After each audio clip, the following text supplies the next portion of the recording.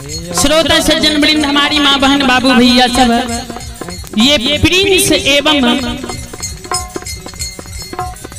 आप हैं प्रभु के दरबार में श्री प्रिंस कुमार घर महादेव मंत्र श्रद्धालु के ओर से 21 रुपए की पुरस्कार आए हैं। माँ सरस्वती श्रद्धालु की मन की मनोकामना को पूर्ण करें। जय हो दानी श्रद्धालु की जय हो, आपके समस्त परिवार की जय हो।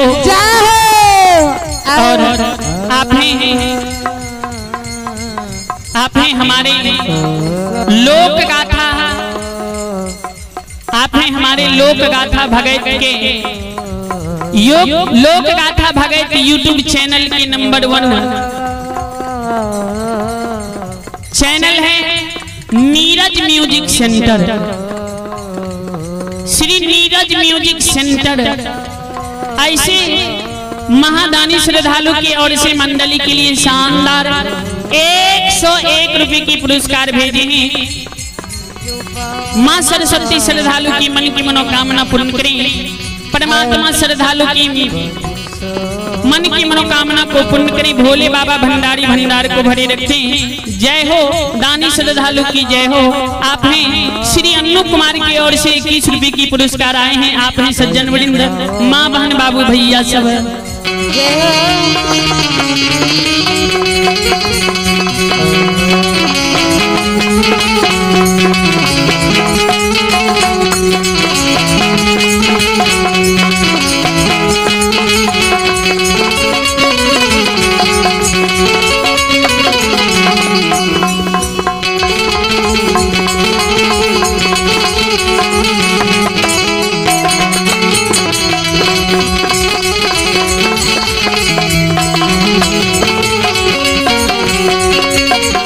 आयो धर्म के लीला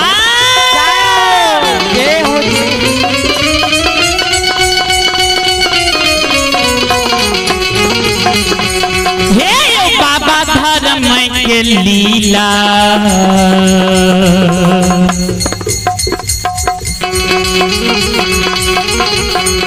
अपार छे समाज बाबा।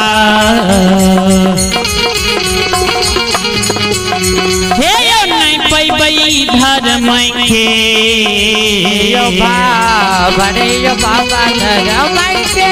जय हो जय हो जय हो लीला।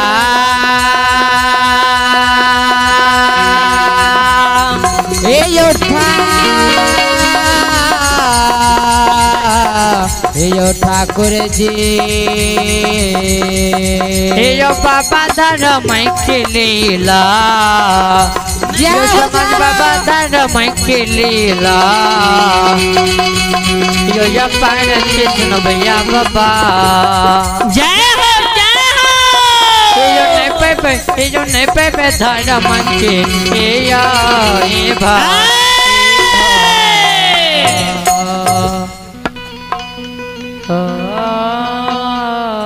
आप हैं परमात्मा के दरबार में नंदिनी एवं बिरयानी। आप हैं श्री विनोद बाबू की पोती है नंदिनी एवं बिरयानी। दोनों बहन की यार से शानदार हमारी मंडली के लिए 21 रुपए की पुरस्कार आए हैं। माँ सरस्वती आपकी मन की मनोकामना को पूर्ण करें। भोले बाबा भंडारी भंडार को भरे रखें। जय हो दानी श्रद्धालु की जय हो, आपके समस्त परिवार की जय हो।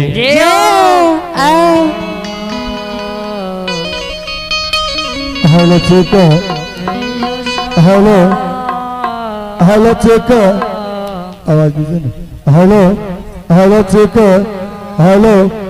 एक आवश्यक सूचना, एक आवश्यक सूचना।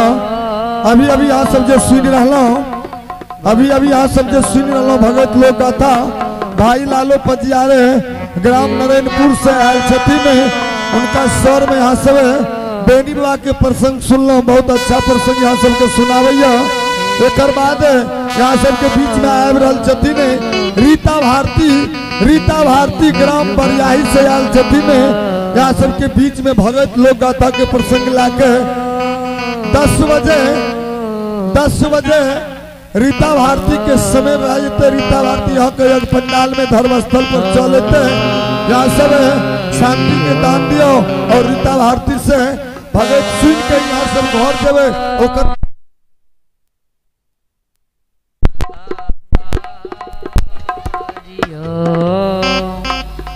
श्रोता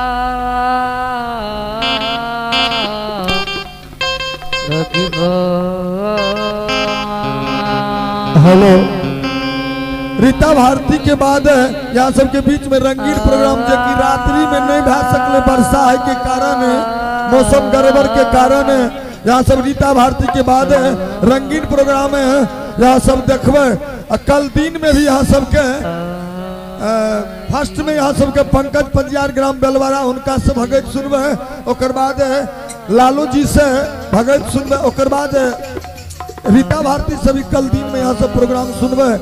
कल दिन में भी यहाँ सबके बीच में आए रहल छथिन बहुत अच्छा बहुत सुंदर कलाकार है जो कि सुभाष बाबू ग्राम खोजराहा से आते हैं, दीपेन पंजियार ग्राम कंचनपुर कझा सुपौल से आते, रामदेव बाबा महासिमर से सुपौल जिला से आते हैं और चंद्रकिशोर पंजियार ग्राम लोकी लक्ष्मीनिया से यहाँ सबके बीच में कल 4 गो पंजियार फिर नया आते यहाँ सब उनकर भगत सुने से चुकबे नहीं, भगत जरूर आवाज सुनबे। एक दिन काम के छोड़ देना चाहिए, मकई काटना छोड़ देना चाहिए, मकई सुखेना छोड़ देना चाहिए, भगवान के भगत के जरूर सुनना चाहिए।